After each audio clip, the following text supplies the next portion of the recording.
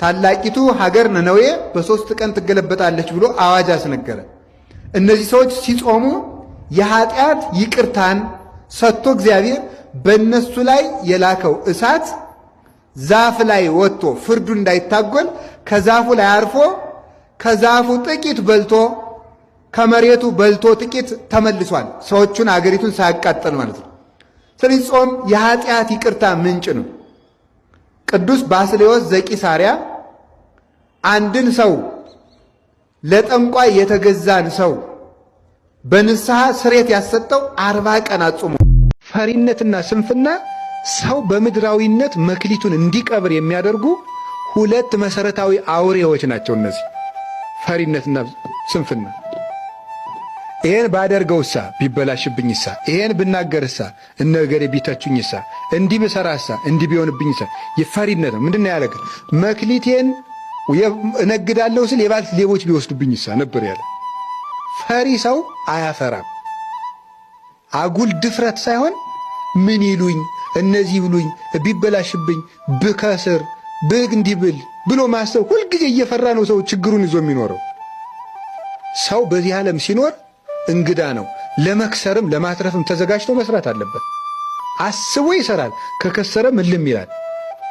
ቀጣዩን ደግሞ ተነስቶ መቀጠል ነው። ጉዞ ነው ብለናል። ጉዞ ስትሄድ ያድጥሃል፣ ትወድቃለህ። ተነስተ መንገድህን ትቀጥላለህ። በዚህ ዓለም ንግድም ሐሳብም ትምህርትም ዕውቀትም መውደቅ አለው፣ መነሳት አለው። ሁሉም ነገር መማርም መነገድም ማረስም መቆፈርም መመንኮስም መቀሰስም መጳጳስም ሁሉም ጎዳና ነው። እሾህ አለው፣ እንቅፋት አለው። ፈሪ የሆነ ሰው አይ በቃ ይሄንን ያልጀምረውም ያለ ሰው የትም አይደርስም። ምን እባላለሁ ማለትን እግዚአብሔር ምን ይለኛል እንጂ ሰው ምን ይለኛል ያለን ማለትን ያልተወ ሰው ማድረግ አይችልም። የሰው ልጅ ሁልጊዜም እንኳን ጓደኛው ላይ ከእግዚአብሔር ላይ ሐሳብ የሚሰጥ ፍጡር ነው። ስለዚህ ሰዎች ስለሚያወሩት ጉዳይ መጨነቅ ሳይሆን እኔና እግዚአብሔር እንዴት ሆነን እየኖርን ነው የሚለውን ነው ማሰብ። ሰው የፈለገውን ማውራት ይችላል። እኛ ግን መስራት ያለብን የራሳችን። ስለዚህ ከፈሪነት መጠበቅ፣ ሰው ምን ይለኛል የሚለውን ወይም እንዲህ ቢገጥመኝሳ ብዋረድሳ አሬባስ አልነካካ አለ ማለት የምንችለውን ነገር በእግዚአብሔር አምነን ሰው አማክረን አቅደን መስራት። የተበላሸው ይበላሽ፣ የተረፈው ይተርፋል። እንደዚህ ነው መሞከር። ታቦት ሄዶ የሚያድርበት ምክንያት ክርስቶስ ሌሊት ከገሊላ ተነስቶ ወደ ዮርዳኖስ ስለሄደ ያንን ለማስታወስ ነው። ታቦታቱ መልሰው የሚመጡት ክርስቶስ ተጠምቆ ስለተመለሰ ነው። ታቦቱን ስለምናመልከው ሳይሆን በታቦቱ ላይ የሚያድረውን እግዚአብሔርን እናመልካለን። ዛሬ የማን ጾም ነው? አቤት የነነዌ ጾም ነው። የነነዌ ጾም ስንት ቀን ነው?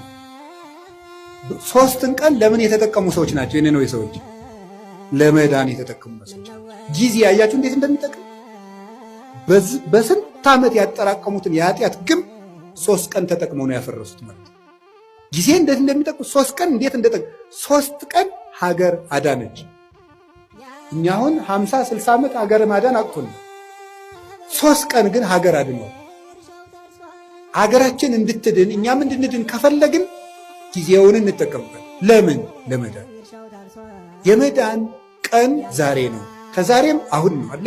ሁለተኛ ቆሮንቶስ ምዕራፍ 6 ቁጥር 2 ወናሁ ዮም ዕለተ አድኅኖ በዕለተ ሪት ሰማዕከ ወዕለተ መድኃኒት ረዳእከ ወናሁ ዮም ዕለተ አድኅኖ። በተመረጠች ዓመት በተመረጠች ቀን እሰማሃለሁ። የመዳን ቀን ዛሬ ናት፣ ከዛሬም ደግሞ አሁን ነው። ሰይጣን እንዳንድን ድነት ማለት ምን ማለት ነው? በኦርቶዶክሳዊ አስተምሮ መዳን ማለት ከቅጣት ማምለጥ ማለት አይደለም። ምን ይመስላችኋል? መዳን ማለት ከእግዚአብሔር ጋር መዋሃድ፣ ቲኦሲስ ማለት ነው በግሪክ።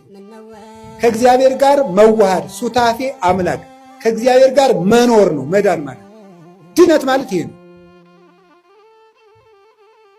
አሁን አንዳንድ ሰዎች እኔ ድኜ ጨርሻለሁ ይላል። ከእግዚአብሔር ጋር መኖር የሚያበቃ ነገር ነው? መዳን ማለት ከእግዚአብሔር ጋር መኖር። ከእግዚአብሔር ጋር መኖር ደግሞ ሁልጊዜ የሚቀጥል ነገር ነው። እግዚአብሔርን የሆነ እንደ ዕቃ የሆነ ተቀብለ ነው በቃ ምን እንለዋለን? ሁልጊዜ አብረ ነው ምን ኖረው። ከእግዚአብሔር ጋር መኖርን ጧትም ማታም ለመዳን መጠቀም አለብን። ሰይጣን ምን እንደሚያደርግ ልንገራችሁ።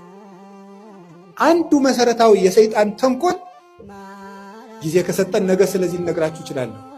አንዱ የሰይጣን መሰረታዊ ተንኮል እንድንዘገይ ማድረግ ነው። እንድንዘገይ ለምሳሌ ከመታረቅ እንድንዘገይ ያደርገን። ሳምንት እንታረቃለን፣ ዛሬ ወር እንታረቃለን እንዳል ቂም ሆኖ ይቀራል ማለት ማዘግየት። ቁርባን እናቀዳለን፣ እንድንዘገይ ነው የሚያደርገው። ይኸውላችሁ የማቴዎስ ወንጌል ምዕራፍ 25 ላይ እንደተጻፈው መንግሥተ ሰማያት 10 ደናግል ትመስላለች ተባለ። ከዛ 5ቱ ጠባበኞች ናቸው፣ 5ቱ ሰነፎች ናቸው። 5ቱ ዘይት ይዘዋል፣ እነዚያ ዘይት አላዙ፣ ተኙ። ሙሽራው መንፈቀ ሌሊት መጣ።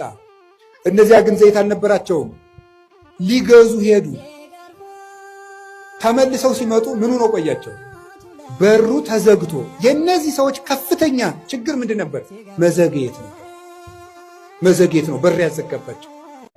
ቅዱስ መርቆሬዎስ ቃል ኪዳን ተቀብሎ እንደ ወዳጄ እንደ ቅዱስ ጊዮርጊስ ለቸገረው ሁሉ ለጨነቀው ሁሉ በሞትም በሕይወት ላለ ሁሉ መርቆሬዎስ ብሎ ስምህን ለጠራ ሁሉ ፈጥኜ እደርስለታለሁ። አንድ ሊቅ ምን አሉ?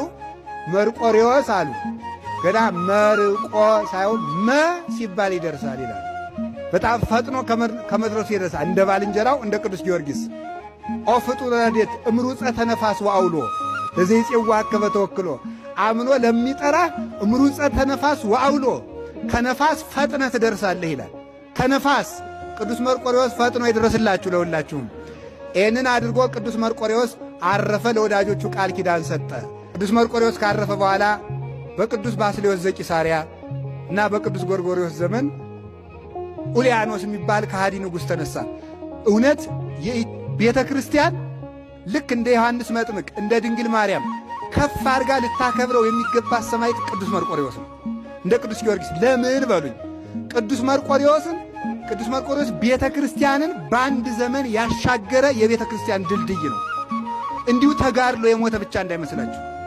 ቤተ ክርስቲያን ልትጠፋ ስትል ጳጳሳቱም እንዲገደሉ፣ ሕዝቡም እንዲጠፋ፣ መጽሐፍም እንዲቃጠል፣ ክርስቲያን የሚባል በምድር ላይ እንዳይኖር አዋጅ የሚነግር ጨካኝ ንጉሥ ነው የነገሰው።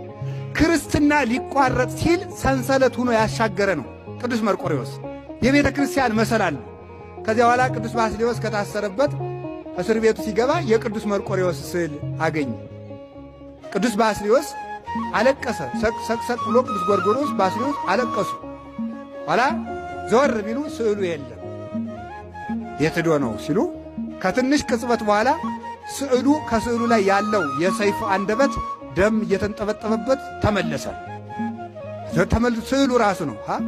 ኦ ሰማይቱ ለክርስቶስ ቀተልኮኑ ለኡልያኖስ ጸረ ጽድቅ አለ።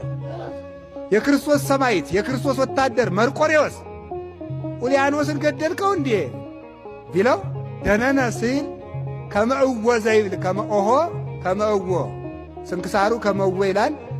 ሊቃውንቱ ደግሞ ከመሆ አዎ ገድየዋለሁ እንደማለት ስዕሉ ተንቀሳቀሰ ይላል። በእውነቱ ማለት ስዕሉ። ስለዚህ ጻድቅሰ መዊቶ ወይ ባልጀመራችሁ በቀር በደንብ አድርጋችሁ ለመርቆሬዎስ ልልበሉ። አዎ ስለዚህ ጻድቅ መዊቶ ይኮንን ረሲያነ፣ ጻድቅ ሙቶ ይገዛል። መርቆሬዎስ ከሞተ ከዘመን በኋላ የተነሱትን የቤተ ክርስቲያን ጠላት የሆኑትን በስዕሉ ገዛቸው። አሁን ዛሬ ኢትዮጵያ ውስጥ ሰሜን ሸዋ ውስጥ ወደ ደብረ ሲና አካባቢ ነው። ደህነነ ስዕል ከመኦሆ ዘይብል ሲባል አብሮ የሚዘል ስዕል አለ ዛሬም ማለት ነው። ኢትዮጵያ ውስጥ አለ እንደዚህ ሲባል፣ ይሄ ወረብ ሲባል አብሮ የሚዘል ስዕል አለ። ዛሬም ቅዱስ መርቆሬዎስን ላመኑት ከሞተ በኋላም ቢሆን አጋንንትና ጠላቶቻቸውን ይገዛላቸዋል፣ እነሱን ይጠብቃቸዋል። ቅዱስ መርቆሬዎስ ሙቶም ይገዛል። በረከቱ ይደርብን።